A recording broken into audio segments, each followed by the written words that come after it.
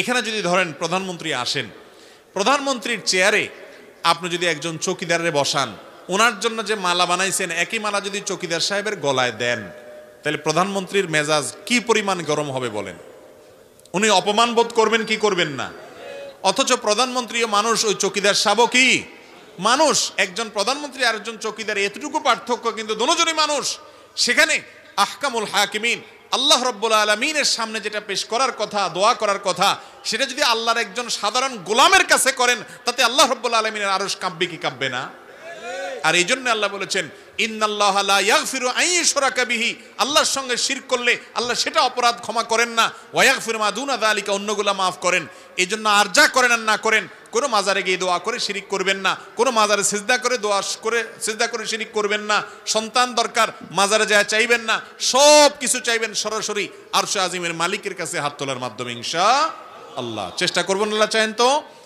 আপনার সমস্ত দুয়ার বন্ধ হয়ে গেছে, কেউ আপন নাই, কাউকে আপন মনে হয় না, আপনি আল্লাহর কাছে দোয়ার জন্য দুই হাত মেলে ধরুন। আপনি ভোর রাতে উঠে যান, তাহাজ্জুদে দাঁড়িয়ে যান, চোখের পানি ফেলেন, আল্লাহর সাথে একটু কথা বলেন, সিজদায় গিয়ে আল্লাহর সাথে কথা বলেন। আল্লাহর চাইতে আপন আর কেউ নাই। ভাইরা আমার, আমরা নিজেদের প্রতি নিজেরা যতটা আপন, নিজেদের প্রতি নিজেরা যতটা দয়ালু মায়ালু, আমাদের রব আমাদের প্রতি তার চাইতে অনেক বেশি মায়ালু। আল্লাহ রাব্বুল আলামিন এরপরও আমাদেরকে পরীক্ষা নেন, অনেক সময় আমাদেরকে কষ্ট দেন। সবর করতে পারলে তার বিনিময়ে মহা পুরস্কার রেখেছেন। আমার বাবা মারা গেছেন, মা মারা গেছেন, আমি আল্লাহর কাছে চোখের পানি ফেলে দোয়া করব। অন্যদের কাছে দোয়া চাইব, টাকা দিয়া লোক ভাড়া নিয়ে দোয়া করানোর শিক্ষা ইসলাম দেয় না, আর এভাবে দোয়া হয়ও না। আপনি আমাকে টাকা বাড়াই দিলে হয়তো আমার চোখে পানি একটু বেশি আসবে, এটা ঠিক, কিন্তু ওই পানিয়ে আপনার মা বাবার কোনো উপকারে আসবে, কারণ এই পানি আল্লাহর ভয়ে না, ওইটা টাকার মায়ায়। ঠিক না ভাই? ঠিক। ভাইরা আমার, দোয়া ইবাদতের মগজ মূল। আমরা অনেক ভাই আছি যে নামাজের পরে নবী করিম সাল্লাল্লাহু আলাইহি সাল্লাম দোয়া দুরূদ পড়তেন, জিকির আজকার পড়তেন, সম্মিলিতভাবে সাহাবীদেরকে নিয়ে দোয়া করতেন বলে কোনো হাদিস থেকে প্রমাণ পাওয়া যায় না। তিনি নামাজের পরে দোয়া দুরূদ পড়তেন। সেই মাসআলা জানার পর যে কোনো নামাজের পরে যে দোয়া কবুল হয় এটা ভুলে গেছে, জীবনের তরে আল্লাহর কাছে হাত তোলাই ভুলে গেছে। জি তো জোর করে বলন লইছিলেন, এখন থেমে গেছেন। ঠিক না ভাই? ঠিক। ভাইরা আমার, আল্লাহর কাছে চাইতে যদি আমরা ভুলে যাই, এটা কি লক্ষণ ভালো না খারাপ? বহুত খারাপ, বহুত খারাপ। নবী করিম সাল্লাল্লাহু আলাইহি সাল্লাম বলেছেন, তোমার জুতার ফিতাটা ছিঁড়ে গেছে, এটা তো কোনো ব্যাপার না আমাদের কাছে, ছোট্ট একটা ব্যাপার, তাই না? এখানেও দাঁড়িয়ে তুমি আল্লাহর কাছে দোয়া করো, আল্লাহ আমার জুতার ফিতাটা ছিঁড়ে গেছে মাবুদ, এটা একটা বিপদ, হোক ছোট বিপদ, আপনি আমাকে রক্ষা করেন। আল্লাহর কাছে সাহায্য চাইতে হবে এই ছোট্ট একটা বিষয়ের জন্য পর্যন্ত। সেখানে আমাদের জীবনে কত বড় বড় ব্যাপার আসে, আমরা আজকাল দোয়া করতে একেবারেই ভুলে গেছি। রাসূল আকরাম সাল্লাল্লাহু আলাইহি ওয়াসাল্লামের তরফ থেকে প্রাপ্ত নবীজির সেখানে দোয়াগুলো বেশি বেশি পড়বেন।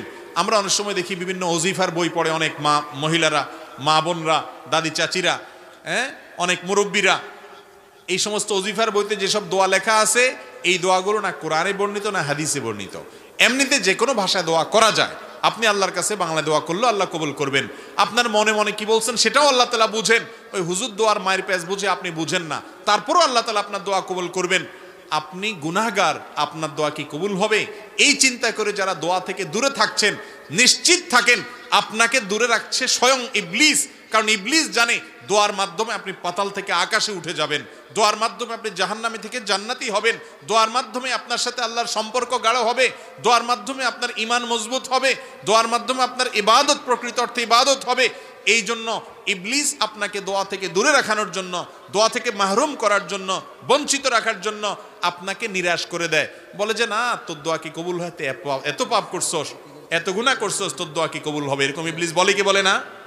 তো যে কথা বলছিলাম, দোয়া করার ক্ষেত্রে কোরআন যে দোয়াগুলোর কথা বর্ণনা করেছে, বিভিন্ন নবীদের দোয়ার কথা কোরআনে আছে যে তারা এই ভাষায় দোয়া করেছেন, এই শব্দে দোয়া করেছেন, এই কথাগুলো দিয়ে দোয়া করেছেন। আল্লাহ রাব্বুল আলামিন সেগুলোর উল্লেখ করেছেন। সেগুলো দিয়ে যদি আল্লাহর কাছে দোয়া করেন, তাহলে সেই দোয়া কবুল হওয়ার সম্ভাবনা অনেক বেশি। সেই রকম তিনটা দোয়া আমরা যদি আমাদের জীবনে পাঠ করি, জীবনের সকল সমস্যার জন্যই কিন্তু এই তিনটা দোয়া ঘুরে ফিরে আমাদের প্রযোজ্য হবে। তার একটা হলো কঠিন বিপদে, কঠিন মুসিবতে রক্ষার যখন কোনো পথ খোলা নেই, দেয়াল যখন পিঠের সাথে লেগে গেছে, এরকম সময়ে আমরা দেখেছি আল্লাহর একজন নবী ইউনুস আলাইহিস সালাম আল্লাহর কাছে কিছু বাক্য বলে প্রার্থনা করেছেন, আল্লাহ তাআলা তাকে বিপদ থেকে উদ্ধার করেছেন। কি দোয়া ছিল সেটা? ফানাদা ফিজ জুলুমাত, মাছের পেটে থেকে, অন্ধকারের মধ্যে থেকে, যেখানে মৃত্যু সুনিশ্চিত, সেই জায়গায় তিনি সেই অবস্থায় আল্লাহর কাছে দোয়া করেছেন, আল্লাহ ইলাহা ইল্লা আনতা সুবহানাক ইন্নী কুনতু মিনাজ জালিমিন।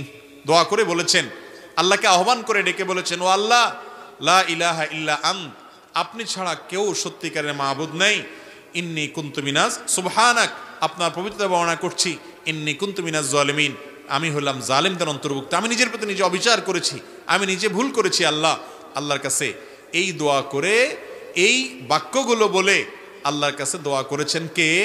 ইউনুস আলাইহিস সালাম। লা ইলাহা ইল্লা আনতা সুবহানাকা ইন্নী কুনতু মিনাজ জালিমিন। আল্লাহ তাআলা এই দোয়া উল্লেখ করার পর বলছেন, ফাস্তাজাবনা লাহু ওয়া নাজ্জাইনাহু মিনাল গাম। এই দোয়া করার পর আমি তার ডাকে সাড়া দিয়েছি, ইউনুসের ডাকে সাড়া দিয়েছি এবং তার বিপদ থেকে তাকে উদ্ধার করেছি। এর পরের অংশটা বেশি গুরুত্বপূর্ণ আমাদের জন্য। এরপরে আল্লাহ বলছেন, ওয়াকাযালিকা নুনজিল মুমিনিন, যেভাবে ইউনুস আলাইহিস সালামকে রক্ষা করেছি, একইভাবে ঈমানদারদেরকে, কিয়ামত পর্যন্ত আগত ঈমানদারদেরকে বিপদ থেকে রক্ষা করব এই দোয়ার মাধ্যমে। কোন দোয়ার মাধ্যমে? দোয়া ইউনুসের মাধ্যমে। যে কোনো বিপদে পড়ে গেছেন, কোরআনে বর্ণিত কবুল হওয়া দোয়া, নিশ্চিত আল্লাহর কাছে গ্রান্টেড কবুল হওয়া দোয়া, আল্লাহর নবীর দোয়া আল্লাহ কবুল করেছেন, সেটা আল্লাহ জানিয়েও দিয়েছেন। আবার ঈমানদার বান্দারা করলে সেটাও কবুল করবেন, ওয়াদা করেছেন। শুধু তিনি ওয়াদা করছেন তা নয়, নবী করিম সাল্লাল্লাহু আলাইহি সাল্লাম বলেছেন, আল্লাহর কোনো বান্দা যখন ইউনুস আলাইহিস সালাম এর দোয়া, লা ইলাহা ইল্লা আনতা সুবহানাকা ইন্নী কুনতু মিনাজ জালিমিন, এটা মূলত আল্লাহর প্রশংসা মাখা একটা বাক্য, যেটার মাধ্যমে দোয়াও লুকায়িত আছে, আল্লাহর কাছে প্রার্থনা আছে এর মধ্যে অন্তর্নিহিতভাবে। এই বাক্যের মাধ্যমে যে ব্যক্তি দোয়া করে, নবী করিম সাল্লাল্লাহু আলাইহি সাল্লাম বলেছেন, সে দোয়া কবুল না হয়ে পারে না। তাহলে যে কোনো বিপদ আপদে কোরআনের একটা কবুল হওয়া দোয়া আপনি পাঠ করতে পারেন, সেটা হলো ইউনুস আলাইহিস সালামেরটা। সেই বাক্য হলো, আল্লাহকে ডেকে বলবেন, ও আল্লাহ, লা ইলাহা ইল্লা আন্ত সুবহানাকা ইন্নী কুনতু মিনাজ জালিমিন। মানুষের জীবনে আরেকটা বড় সমস্যা হলো অসুখ বিসুখ, দুরারোগ্য ব্যাধি, এমন মুসিবত, এমন অসুখ, যে অসুখ থেকে আরোগ্য লাভের কোনো উপায় আমরা খুঁজে পাচ্ছি না। সাধারণ চিকিৎসা আমরা গ্রহণ করব, সুন্নাত, নবী করিম সাল্লাল্লাহু আলাইহি সাল্লাম বলেছেন, তোমরা চিকিৎসা গ্রহণ করো, রোগ হলে ঔষধ সেবন করো। আপনার কোনো দুষ্ট জিনের প্রভাব যদি আপনার মধ্যে হয়ে থাকে বলে প্রমাণিত হয়, তাহলে আপনি কোরআন হাদিসের আলোকে ঝাড়ফুঁক করেন, ঠিক আছে, এগুলা গ্রহণ করেন। তবে মূল কাজ ওই আসল জায়গায় দরখাস্ত করে রাখেন, কারণ মঞ্জুর হবে সেখান থেকে। আর সেটার জন্য আল্লাহ নবী আইয়ুব আলাইহিস সালামের একটা দোয়া আল্লাহর খুব পছন্দ হয়েছে, কোরআনে সেটা উল্লেখ করেছেন। ওনার দোয়াটাও আল্লাহ তাআলা কবুল করেছেন। তিনি কি বলেছেন? তিনি বলেছেন, আন্নী মাসসানিয়াদ দুররু ওয়া আনতা আরহামুর রাহিমিন। তার অসুখটা ছিল অনেক মারাত্মক অসুখ, অনেক কষ্টের অসুখ, যে অসুখের কারণে তার কষ্টের শেষ সীমানায় তিনি পৌঁছে গেছেন। এত কষ্ট, এত যন্ত্রণা, এত অসুখ, এটা থেকে রক্ষার জন্য তিনি বলেছেন, রব্বি আন্নী মাসসানিয়াদ দুর, ও আল্লাহ, আমার কষ্ট আমাকে পেয়ে বসেছে, কষ্ট পেয়ে বসেছে, আমার অনেক কষ্ট আল্লাহ, অনেক অসুখ। ওয়া আনতা আরহামুর রাহিমিন, অথচ আপনি সকল দয়ালুদের মধ্যে শ্রেষ্ঠ দয়ালু, অর্থাৎ আমার প্রতি রহম করেন। এটা বলার পর আল্লাহ বলছেন, ফাস্তাজাবনা লাহু ফাকাশাফনা বিহি মা বিহি মিন দুর। এই দোয়া করার পর আমি তার দোয়া কবুল করেছি এবং তার বিপদকে দূর করেছি। তাহলে অসুখ বিসুখ হলে আইয়ুব আলাইহিস সালামের দোয়াটা করবেন। সেটা কি?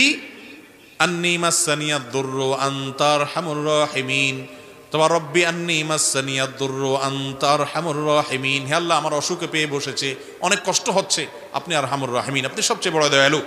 মুস্তাদরাকে হাকিমে একটা বর্ণনা পাওয়া যায়, সেই বর্ণনা সম্পর্কে মুহাদ্দিসরা অনেকে দাঈফ বলেছেন, কিন্তু বর্ণনার যে মূল মর্ম সেটা ঠিকই আছে, বিশুদ্ধ বিভিন্ন হাদিসের আলোকে বর্ণিত, এই আয়াতের আলোকে বর্ণিত, তা হলো বান্দা যখন আল্লাহর কাছে হে আরহামুর রাহিমিন এরকম বলে এরপরে চায়, মনের চাওয়াগুলো পেশ করে, গোছায় বলতে না পারলেও আল্লাহ কবুল করবেন। আপনি কিছু না বলতে পারেন, শুধু কাঁদেন আর মনে মনে আল্লাহকে বলেন, আল্লাহ আলিমুম বিজাতি সুদূর, মনের খবর রাখেন, দোয়া কবুল হবে ইনশাআল্লাহ। নিজেরা দোয়া করতে হবে ভাই।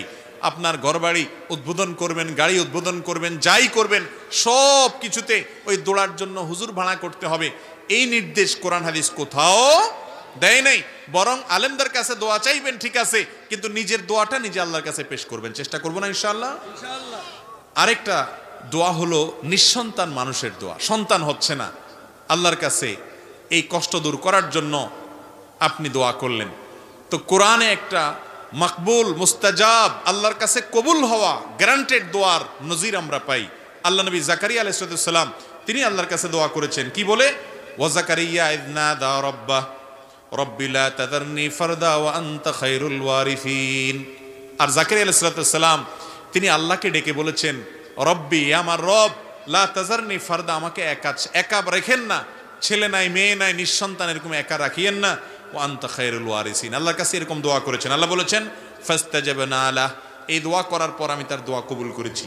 ওয়া ওয়াহাবনা লাহু ইয়াহইয়া, এরপরে এই দোয়ার মাধ্যমে আমি তাকে ইয়াহইয়া নামক সন্তান দিয়েছি।